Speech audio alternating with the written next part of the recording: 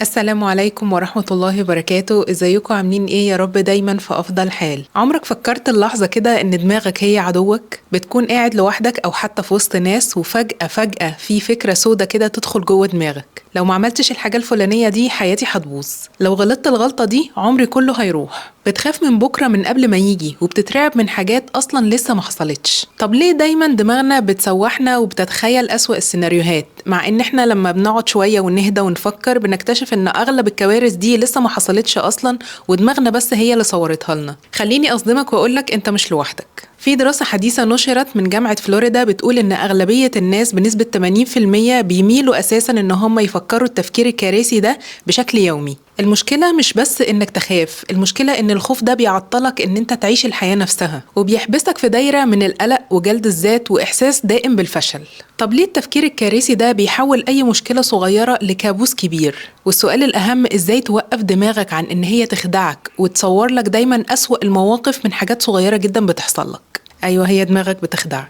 احفظ الفيديو ده عندك أو ابعته لأي حد حاسس إن هو دماغه بتسوحه دايما في سيناريوهات الأفكار السوداء ومش قادر يوقف الموضوع ده. وفي آخر الفيديو هيكون فيه اختبار عملي قوي هيفهمك ويحدد لك انت فين بالظبط من التفكير الكارثي اللي مسيطر عليك ده، وازاي انك تقدر تخرج نفسك من الحاجة او من الدايرة اللي بتستنزف اعصابك كل يوم. في الفيديو بتاع النهاردة ده هنعرف ايه هو اصلا التفكير الكارثي وليه اصلا دماغنا متبرمجة ان هو يحصل لنا بشكل تلقائي، وهنعرف كمان ازاي نتوقف عن توقع الأسوأ دايما، وليه التفكير السلبي دايما بيربطك بالقلق والاكتئاب وفقدان الشغف في الحياة. وهنتعلم مع بعض خطوات علمية وعملية علشان تقدر تسيطر على أفكارك. وفي آخر الفيديو هيكون فيه اختبار حقيقي هيخليك تواجه نفسك وتشوف إذا كنت انت بتقع فعلا في الفخ ده كل مرة بتتعرض له ولا لأ.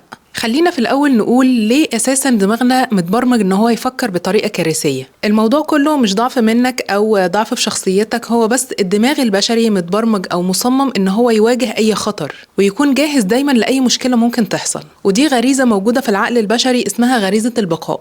زمان كان الإنسان بيخاف من أي صوت أو أي حركة ممكن تحصل في الغابة علشان ممكن يكون أي مفترس أو أي خطر ممكن يهجم عليه في أي وقت. بس زمان الموضوع ده كان بيبقى فيه خطر حقيقي، لكن مشكلتنا دلوقتي ان احنا بنحس بموضوع الخطر ده حتى في المواقف اللي جوه دماغنا واللي احنا بنألفها. خطر مش حقيقي عن صورة احنا رسمينها لمستقبلنا ليها علاقة بشغلنا، بفلوسنا، بعلاقاتنا، بأولادنا. وللأسف دماغنا بتعمل الحكاية دي في أي موقف بيكون فيه تجربة جديدة أو حاجة احنا مش متأكدين من النتيجة بتاعتها. وللأسف مع زيادة السرعة في الحياة اللي احنا عايشينها دلوقتي كل ما زادت عندنا موضوع التفكير الكارثي، لأن الحياة بتبقى أسرع من تفكيرنا وإحنا دايما بنبقى مش عارفين إيه اللي جاي بما إنه لسه جديد، فدايما عندنا التشوهات المعرفية اللي بتؤدي للتفكير الكارثي ده. التشوهات المعرفية زي المبالغة وزي التعميم وزي كمان القفز بالنتائج.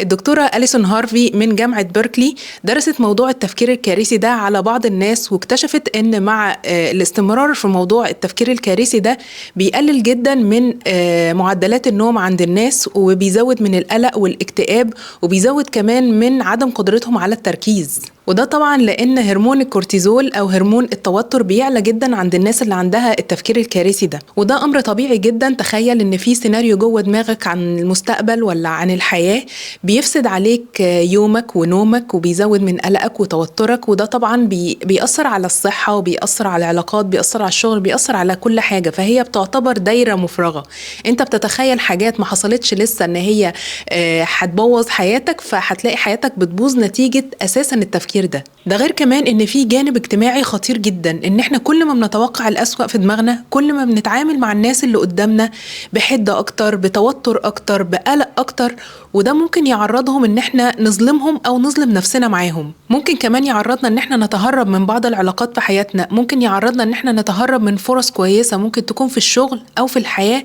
بسبب التفكير الخيالي بتاعنا ده. واخطر نقطة من وجهة نظري في موضوع التفكير الكارثي ده مش بس ان هو بيضيع عليك اللحظة الحلوة، لا كمان هو بيخلينا بنبطل نتعلم من اخطائنا، بنبطل ان احنا نواجه المواقف بشجاعة. فبنفضل للأسف حابسين نفسنا في دور الضحية والدور بتاع قلة الحيلة والقلق والتوتر والدايرة المفرغة اللي مش بتخلص أبدا. ودلوقتي هقولك على 5 خطوات عملية ومفصلة في مواجهة التفكير الكارثي ومحاولتك إن أنت تهدي نفسك داخليا وخارجيا. الخطوة الأولى: نظم نومك وحافظ على روتين صحي. النوم هنا يا جماعة مش خطوة رفاهية، دي خطوة لازمة، لأن الناس اللي بتنام أقل من 6 ساعات بيزيد عندهم هرمون الكورتيزول ويزيد عندهم القلق والتوتر، وده بيخليهم عرضة أكتر لتضخيم المشاكل والتفكير السلبي والتفكير الكارثي اللي احنا بنتكلم عنه. فعلشان نقاوم مشاعر القلق اللي بتجيلنا دي لازم ان احنا ننظم نومنا، نحاول ننام في ميعاد ثابت بالليل ونصحى في ميعاد ثابت برضو بالنهار، نقلل كافيين ونقلل شاشات قبل ما ننام. ولو جات لك فكرة من الأفكار السوداء قبل النوم أو تفكير من التفكير الكارثي، جرب تحط جنبك ورقة وقلم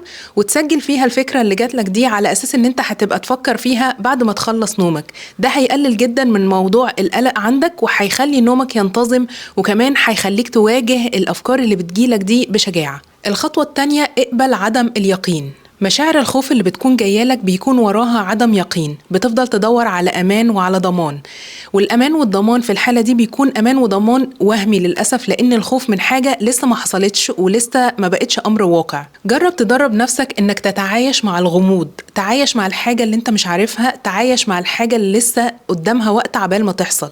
ودرب نفسك على الحكمة اللي بتقول أنا مش مضطر إن أنا أكون عارف كل حاجة. الحكمة دي على قد ما هي بسيطة إلا إنها فعالة جدا في إنها تقلل مستوى القلق والتوتر عندك. جرب إنك تعمل كده لمدة شهر وأكيد الموضوع ده هيفرق معاك فرق جذري. الخطوة الثالثة، ودي من أقوى الخطوات اللي هتساعدك على التغيير، إنك تلاحظ الأفكار الكارثية دي وتدونها. بمجرد إنك بدأت تاخد بالك إن دماغك بدأت في السيناريو السوداوي أو في التفكير الكارثي، دي أول نقطة قوة هتبقى عندك. اكتب كل فكرة سوداوية بتجيلك لمدة أسبوع وحاول ان انت تتخطاها بعد ما تكتبها. الدراسات اثبتت ان قوة الفكرة السلبية بتقل بنسبة 30% بمجرد ان انت تكتبها وتحاول ان انت تنساها. بعد مرور اسبوع من كتابة الافكار السوداوية اللي كانت بتجيلك دي، راجعها كده وحاول تشوف اي منها حصل واي منها ما حصلش. هتلاحظ ملاحظة قوية جدا ان افكارك السلبية دي معظمها كان للاسف جوه دماغك وما حصلش على ارض الواقع. الخطوة الرابعة اسمها اسأل نفسك وواجه الفكرة. لما تجيلك الفكرة او السيناريو الكارثي ده يبدأ ان هو يسيطر عليك، هتسأل نفسك سؤال من 4 أسئلة. هو السيناريو ده أكيد إنه هو هيحصل؟ هل في دليل إن ده حصل قبل كده؟ طب لو نفترض إنه هو حصل،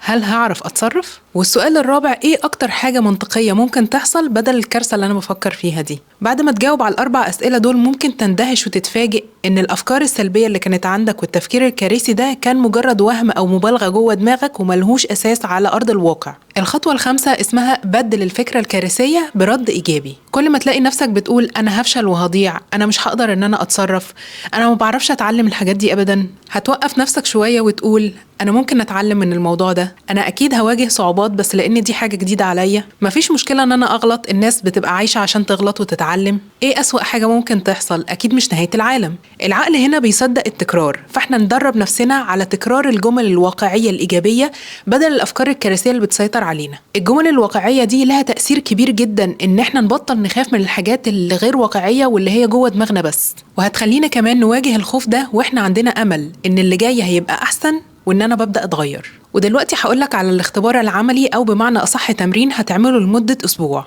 أول ما فكرة سودة تيجي على دماغك أو سيناريو كارثي، هتبدأ إن أنت تكتبها على ورقة أو حتى على موبايلك، أي مكان تقدر إن أنت توصله بسهولة. بعد ما تكتب الفكرة هتحاول تجاوب على الأسئلة دي بمنتهى الصراحة. إيه أكبر دليل إن ده فعلا هيحصل؟ طب لو حصل، إيه أسوأ نتيجة ممكن أتوقعها؟ هل في أي مواقف سابقة عدت من غير مشاكل زي ما أنا كنت متوقع؟ وإيه هو التصرف الإيجابي اللي أنا ممكن أعمله علشان أتغلب على الفكرة دي لو حصلت؟ وفي آخر الأسبوع هتمسك القائمة بتاعتك دي وهتقيم كام فكرة حصلت فعلا وكام سيناريو منها اختفى، والأهم هو إيه مشاعرك دلوقتي بعد ما نفذت الأسبوع ده من بداية التجربة لغاية آخرها. الحقيقة إنك كل ما تطبق التمرين ده هتكتشف إن دماغك كانت بتبالغ في رد فعلها، وإن الحقيقة أبسط وأهدى بكتير من السيناريوهات اللي أنت ألفتها في دماغك وتوقعت إن هي هتحصل. وافتكر دايما إن الفكرة الكارثية زي السحابة السوداء بالظبط، لو استنيت عليها شوية هتعدي من غير أي مشاكل، لكن لو بصيت عليها وركزت عليها للأسف هتأثر عليك. افتكر إن أنت دايما أقوى من أفكارك، ورحلة التغيير هتبدأ من عندك علشان تعيش الحياة اللي انت بتتمناها، اللي فيها أحلامك وفيها سعادتك، من غير ما تكون خايف خوف وهمي من حاجات مش متوقعة أصلا. ادي نفسك الفرصة انك تبدأ من جديد مهما كانت الافكار السوداء عمالة بتهاجمك. وفي النهاية اتمنى يكون الفيديو بتاع النهاردة ده عجبكم وفادكم، واشوفكم ان شاء الله في فيديو جديد. شكرا ليكم، سلام عليكم.